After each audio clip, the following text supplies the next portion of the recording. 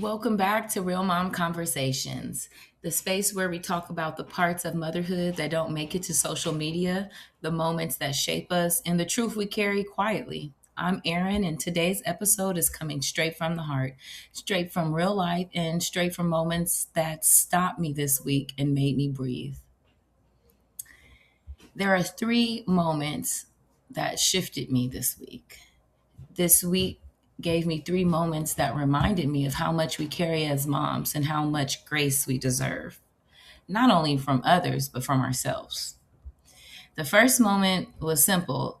Today, I just took me and the kids out. We went to go grab some Vietnamese iced coffee and we headed to the Goodwill so I can find some cheap camping gear for us and then just take a moment to hang out with the kids. Nothing fancy, nothing too expensive, just a little treat for us in a long week and a couple of low budget treasures I was able to find. The Goodwill is always a plug for me, and my kids have gotten onto my treasure finding tactics and they starting to like it too. And this because sometimes life is, hard. Sometimes we need a little bit of softness, and a $6 coffee and a $10 treat is not that bad for a moment of peace, bonding in the car and getting some of the things that we like. And the second moment was a little bit heavier for me. I was in traffic in the middle of the day. I decided to go get some lunch. And I saw a mom, and I first saw her son, who had to be no older than 4, sprint across an 8-lane traffic intersection in the middle of the day. Cars started honking. We all came to a stop in just amazement about how this boy just ran across one intersection with 8 cars and then ran across the second one adjacent. His mom followed slowly behind him. And then after we saw him run out to the section, the car stopped, people honked. She grabbed onto him, trying to figure out how she was going to get across the street back to the light. Her second child, who had to be about 2 or 3, was running behind her, running behind him, trying to catch up with her mom. And so then her second child was running after her. Traffic was still honking, and a stranger just stepped in to help her. It was a young African American man who had stepped in and helped her grab the little girl before being ran over in the intersection. Just in a split second, he had to save both her, the little girl, she had to save herself. 4 lives were saved. I was like, wow, that's a lot. Nobody knows what moms go through. And she was by herself, single with 2 kids under 4. And we are all doing the best we can with what we have. Every mom, every day, even when it looks chaotic, she still got that under control. I was so proud of her.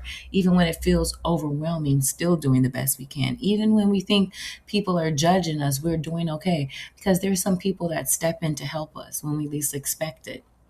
And then the third moment this week for me was really just about boundaries, not only for me, but maybe some of you have been tested, because we all have boundaries that we set and trying to uphold, trying to keep, trying to develop, or even trying to figure out what they are. These are the ones that I had to hold tight this week, even when people tried to push past them, because sometimes choosing peace is a soft life too, even when others don't like it. So these are some of these real mom conversations. And sometimes we have to step away to come back to ourselves. You have to step away to come back to yourself. And today's conversation is about something I had to do this week, something I had to step away from, not because I was giving up, overwhelmed, but that I needed to come back to myself, starting to enjoy doing the things that I like to do, we like to do. And then sometimes as moms, we get caught up in the moment of doing the schedules, right? The meals, the cleaning, the cooking, the emotions, keeping up with expectations, not that we have of ourselves, but that other people have of us. And sometimes we forget who we are underneath all of that. And that's what this is about. That's what the truth is. Stepping away sometimes is the only way to get back on track.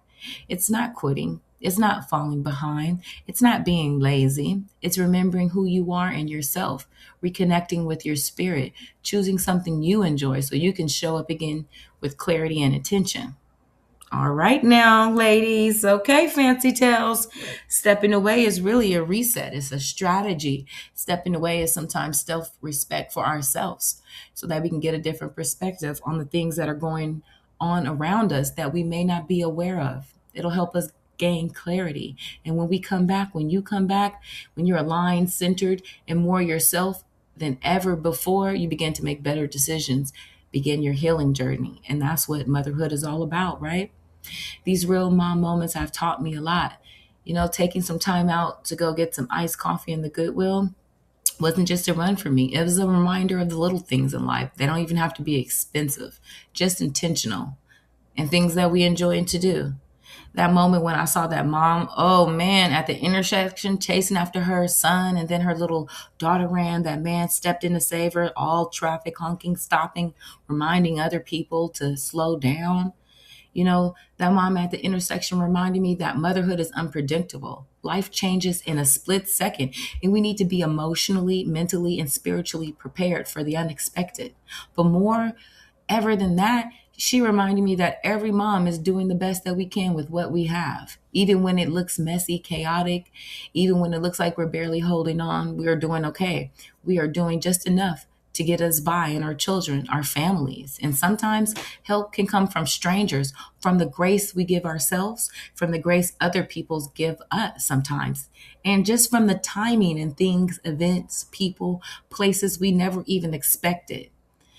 And as moms, we all know our kids can be everywhere and nowhere at the same time, but we always gather them up. Now, that can mean a lot of things. I'm going to let you sit with it, right? Because our kids be everywhere, running, touching, climbing, exploring, asking questions, making decisions, making choices, lifestyle changes. But somehow, every single time, we gather them back up together. We bring them back in. We get everyone home.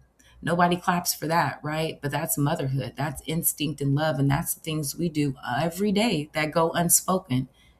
The heart of today's episode really is about being behind, but being right on time. And before I close out this conversation, I want to speak on the moms who may have fallen behind or feel like they're behind. We can be behind on routines. Maybe we didn't get that house clean today. Maybe we didn't do everything. Maybe we can be behind on our goals. Maybe we didn't meet our expectations.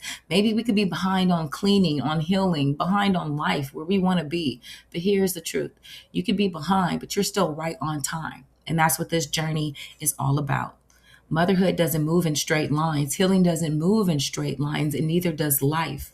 Sometimes you're weeks ahead, catching up, just trying to keep the kids alive and the house standing. But somehow, every single time, let me tell you, we always get it done. So don't forget, you're right where you're supposed to be. Go get your kids, get yourself, your peace, your strength. And even when it feels like you're late, you arrive at the exact moment you were meant to. So if you're listening to this thinking, I should be further along by now, I want you to release that. Let that go, girlfriend. Let that go, Fancy Tail Moms.